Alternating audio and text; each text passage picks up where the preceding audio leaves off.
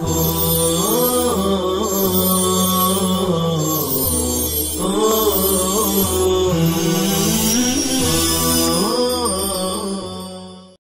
اللہ الرحمن الرحیم الحمد للہ رب العالمین الحمد للہ حمدا کثیرا طیبا مبارکا فیہ سبحان اللہ وبحمدہ عدد خلقہ ورضا نفسہ وزنۃ عرشہ ومداد کلماتہ وصلی اللہ وسلم علی نبینا محمد وعلی آلہ واصحابہ وبارک وسلم تسلیما کثیرا کثیرا۔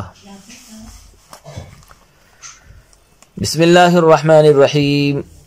ووقته ایام النحر لأن اللہ تعالی عطف الطواف على الذبح قال فكلوا منها ثم قال وليطوفوا فكان وقتها واحدا وأول وقته بعد طلوع الفجر من يوم النحر لأن ما قبله من الليل وقت الوقوف بعرفة والطواف مرتب عليه وأفضل هذه الأيام أولها كما كان في التضحية وفي الحديث افضلها اولها۔ اور طواف زیارت کا وقت و قربانی کے ایام ہیں، کیونکہ اللہ تعالیٰ نے قربانی پر طواف کا عطف کر کے فرمایا ہے فَكُلُوا مِنْهَا، پھر فرمایا وَلْيَطَّوَّفُوا، لہذا طواف اور قربانی دونوں کا وقت ایک ہی ہوگا۔ اور طواف زیارت کا اول وقت یوم نحر کی طلوع فجر کے بعد ہے، کیونکہ اس سے پہلے رات کا وقت وقوف عرفہ کا وقت ہے اور طواف اس پر مرتب ہے۔ اور ان ایام میں پہلا دن افضل ہے، جیسا کہ قربانی میں ہے، اور حدیث میں ہے کہ ان ایام میں سے پہلا دن افضل ہے۔ طواف زیارت کے وقت کا بیان فرماتے ہیں کہ ذی الحجہ کی 10ویں، 11ویں اور 12ویں تاریخیں قربانی کے ایام ہیں، اور یہی ایام طواف زیارت کے بھی ہیں، اس لیے کہ اللہ تعالیٰ نے قرآن کریم میں قربانی پر طواف کا عطف کیا ہے، چنانچہ فرمایا فَكُلُوا مِنْهَا وَأَطْعِمُوا الْبَائِسَ الْفَقِيرَ ثُمَّ لْيَقْضُوا تَفَثَهُمْ وَلْيُوفُوا نُذُورَهُمْ وَلْيَطَّوَّفُوا بِالْبَيْتِ الْعَتِيقِ۔ اور معطوف علیہ کا وقت ایک ہوتا ہے، لہذا جو قربانی کا وقت ہے وہی طواف زیارت کا بھی وقت ہوگا۔ اور چونکہ 10، 11، 12 کی تاریخوں میں قربانی کی جا سکتی ہے، اس لیے ان تاریخوں میں طواف زیارت بھی کیا جا سکتا ہے۔ وَأَوَّلُ، فرماتے ہیں کہ یوم النحر کی طلوع فجر سے طواف زیارت کا وقت شروع ہو جاتا ہے، کیونکہ یوم نحر کی طلوع فجر سے پہلے جو رات کا وقت ہے وہ عرفہ میں وقوف کا وقت ہے، اور طواف زیارت وقوف پر مرتب ہے، اس لیے جب وقوف کا وقت ختم ہوگا تو طواف کا وقت شروع ہوگا، اور یوم النحر کی طلوع فجر پر وقوف کا وقت ختم ہوتا ہے، اس لیے اسی وقت سے طواف کا وقت شروع ہو جائے گا۔ اور یوم النحر ہی کو طواف کرنا بہتر اور افضل ہے، جس طرح کہ اسی دن قربانی کرنا بھی افضل ہے، اور پھر حدیث میں بھی اول وقت یعنی یوم النحر ہی میں طواف کرنا افضل بتایا گیا ہے۔ فَإِن كَانَ سَعَى بَيْنَ الصَّفَا وَالْمَرْوَةِ عقیب طواف القدوم لم يرمل في هذا الطواف ولا سعي عليه، وإن كان لم يقدم السعي رمل في هذا الطواف وسعى بعده، لأن السعي لم يشرع إلا مرة والرمل ما شرع إلا مرة في طواف بعده سعي۔ اور اگر حاجی طواف قدوم کے بعد صفا اور مروہ کے درمیان سعی کر چکا ہو تو اس طواف میں رمل نہیں کرے گا اور اس پر سعی بھی نہیں ہے، اور اگر اس نے پہلے سعی نہ کی ہو تو اس طواف میں رمل کرے اور اس کے بعد سعی بھی کرے، کیونکہ سعی صرف ایک مرتبہ مشروع ہوئی ہے، اور رمل بھی صرف ایک مرتبہ ایسے طواف میں مشروع ہے جس کے بعد سعی ہو۔ طواف زیارت میں سعی اور رمل کا حکم، مسئلہ یہ ہے کہ رمل اور سعی دونوں چیزیں صرف ایک مرتبہ مشروع ہوئے، چنانچہ اگر کوئی حاجی طواف قدوم کے بعد صفا اور مروہ کے درمیان سعی کر چکا ہو تو نہ تو اس پر طواف زیارت کے بعد سعی واجب ہے اور نہ ہی طواف زیارت میں وہ رمل کرے، لیکن اگر اس نے طواف قدوم کے بعد سعی نہیں کی تھی تو طواف زیارت میں رمل بھی کرے اور اس کے بعد سعی بھی کرے، تاکہ رمل اور سعی دونوں ایک ایک بار ادا ہو جائیں۔ وَيُصَلِّ رَكَعَتَيْنِ بَعْدَ هَذَا الطَّوَافِ لِأَنَّ خَتْمَ كُلِّ طَوَافٍ بِرَكَعَتَيْنِ فَرْضًا كَانَ الطَّوَافُ أَوْ نَفْلًا لِمَا بَيَّنَّا وَقَدْ حَلَّلَهُ النِّسَاءُ لَكِنْ بِالْحَلَقِ السَّابِقِ إِذْ هُوَ الْمُحَلِّلُ لَا بِالطَّوَافِ إِلَّا أَنَّهُ أَخَّرَ عَمَلَهُ فِي حَقِّ النِّسَاءِ۔ اور حاجی اس طواف کے بعد 2 رکعت نماز پڑھے، کیونکہ ہر طواف کا ختم 2 رکعت کے ساتھ ہے، خواہ طواف فرض ہو یا نفل ہو، اس دلیل کی وجہ سے جو ہم بیان کر چکے ہیں۔ فرماتے ہیں کہ طواف زیارت کے بعد حاجی کے لیے عورتیں حلال ہو گئی، لیکن سابق حلق کی وجہ سے، کیونکہ وہی محلل ہے، نہ کہ طواف کی وجہ سے، لیکن عورتوں کے حق میں اس کا عمل مؤخر کر دیا گیا ہے۔ فرماتے ہیں کہ طواف زیارت کے بعد مقام ابراہیم کے پاس حاجی 2 رکعت نماز پڑھے، اس لیے فرض اور نفل ہر طرح کا طواف 2 رکعت کے ساتھ ختم ہوتا ہے۔ اور طواف قدوم کی بحث میں اس کی دلیل بشکل حدیث گزر چکی ہے۔ وَلْيُصَلِّ الطَّائِفُ لِكُلِّ أُسْبُوعٍ رَكَعَتَيْنِ۔ اور طواف زیارت کے بعد حاجی کے لیے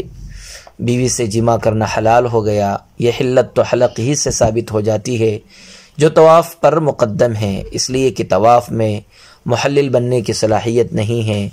تاہم حاجی کو چاہیے کہ حلق کے بعد بیوی سے جمع نہ کرے، اور جب طواف زیارت سے فارغ ہو جائے تو آرام سے اس کام میں لگے۔ قال وهذا الطواف هو المفروض في الحج وهو ركن فيه إذ هو المأمور به في قوله تعالى وليطوفوا بالبيت العتيق ويسمى طواف الإضافة وطواف يوم النحر ويكره تأخيره عن هذه الأيام لما بينا أنه موقت بها وإن أخره عنها لزمه دم عند أبي حنيفة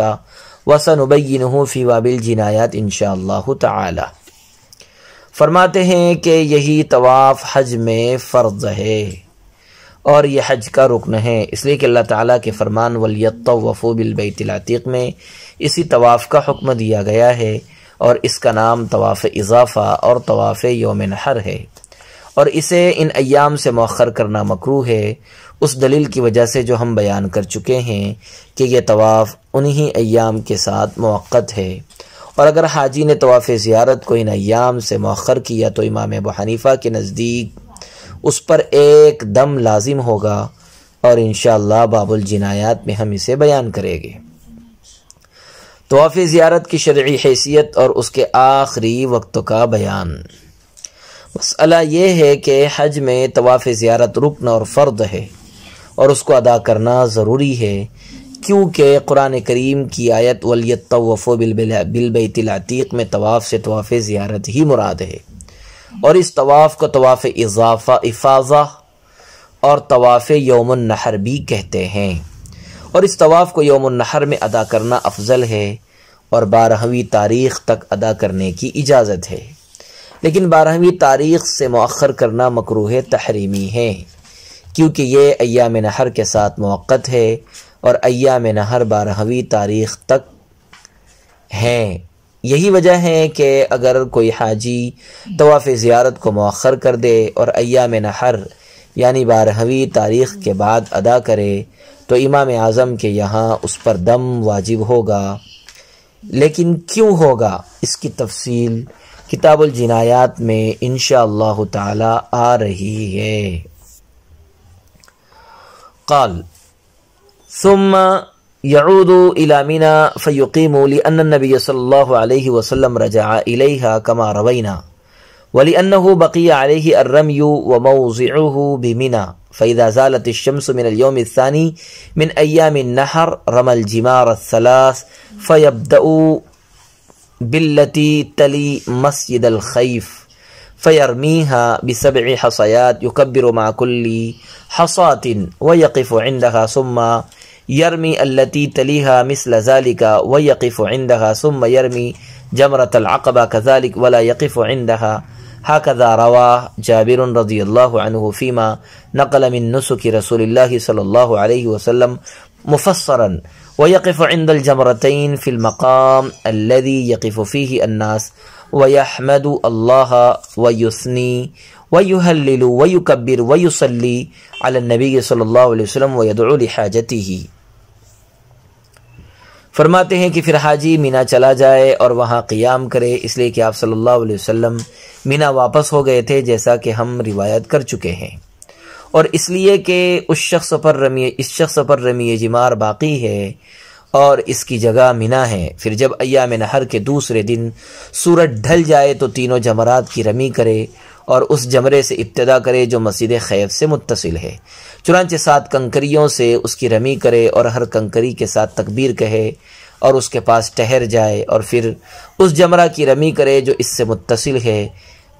اسی طرح اور اس کے پاس ٹھہرا رہے، پھر اسی طرح جمرہ عقبہ کی رمی کرے لیکن اس کے پاس نہ ٹھہرے۔ اسی طرح حضرت جابر رضی اللہ عنہ نے اس روایت میں بیان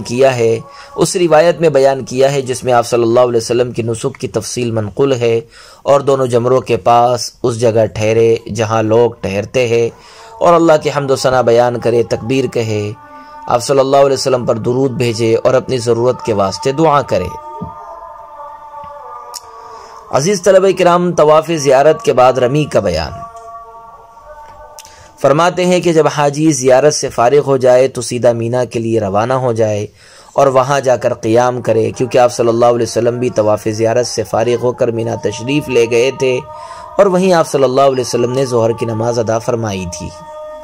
لہذا اتباع نبوی میں ہر حاجی کو طواف زیارت کے بعد مینا جانا چاہیے۔ اس حکم کی دوسری دلیل یہ ہے کہ ابھی اس پر جمرات کی رمی باقی ہے اور رمی کا مقام و مکان چونکہ مینا ہی ہے، اس لیے اس حوالے سے بھی اس پر مینا کے لیے واپسی ضروری ہے۔ یہ وہاں جائے اور قیام کرے۔ اس کے بعد جب 11ویں ذی الحجہ کا آفتاب ڈھل جائے تو تینوں جمرات کی رمی کرے، جس کی ترتیب یہ ہوگی کہ سب سے پہلے اس جمرے کی رمی کرے جو مسجد خیف سے متصل ہے اور اس پر اللہ اکبر کہتا ہوا 7 کنکری مارے اور اسی کے پاس تھوڑی دیر توقف کرے۔ اس کے بعد اس سے متصل جمرہ ثانیہ کی رمی کرے اور پھر توقف کر کے جمرہ عقبہ کی رمی کرے اور اس مرتبہ توقف نہ کرے۔ حضرت جابر رضی اللہ عنہ نے اسی ترتیب و تفصیل کے ساتھ رسول اکرم صلی اللہ علیہ وسلم کے حج اور افعال حج کو بیان کیا ہے، اور چونکہ امور شرع نقل ہی پر موقوف ہے اس لیے ہم پر منقول کی اقتداء کرنا واجب ہے۔ وَيَقِفُ فرماتے ہیں کہ حاجی جمرہ اولا اور وسطیٰ کے پاس اسی جگہ توقف کرے گا جہاں اور حاجی توقف کرتے ہیں، اور توقف کر کے اللہ کے حمد و ثنا بیان کرے، تکبیر و تحلیل کرے، رسول اکرم صلی اللہ علیہ وسلم پر درود بھیجے اور اپنی ضروریات کے لیے اللہ سے دعا اور درخواست کرے۔ توقع یہ ہے کہ اللہ تعالیٰ ان دعاؤں کو شرف قبولیت سے نوازیں گے۔ وصلی اللہ وسلم علی نبینا محمد وعلى آلہ واصحابہ وبارک وسلم تسلیما کثیرا کثیرا۔